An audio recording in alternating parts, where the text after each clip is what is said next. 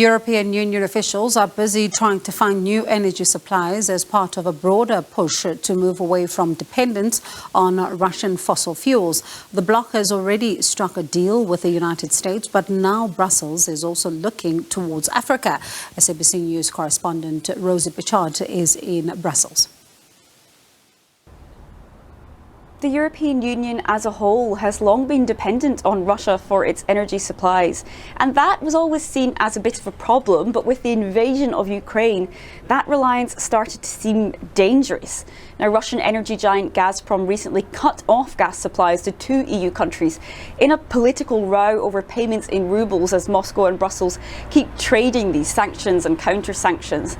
And now other countries here in Europe are wondering whether they might be next, and with that in mind, they're looking for new energy suppliers.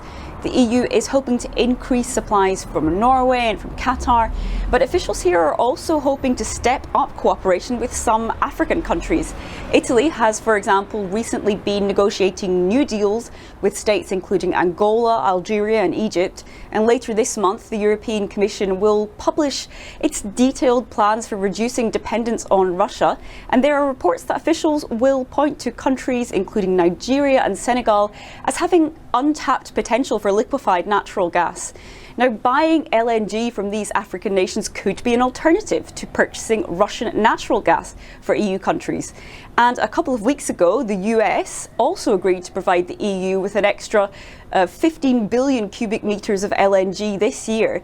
But there is a catch. No matter how much LNG EU states want to buy from either African countries or the United States, there's simply not enough infrastructure in place in Europe to radically increase LNG imports overnight.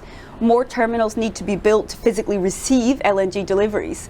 Now, on Tuesday, construction did start in a new terminal in Greece, and the EU is investing more in this infrastructure. But it's not something that can change from one day to the next, and that is the legacy of Europe's long-term reliance on Russia for energy supplies. Rosie Birchard, SABC News, Brussels.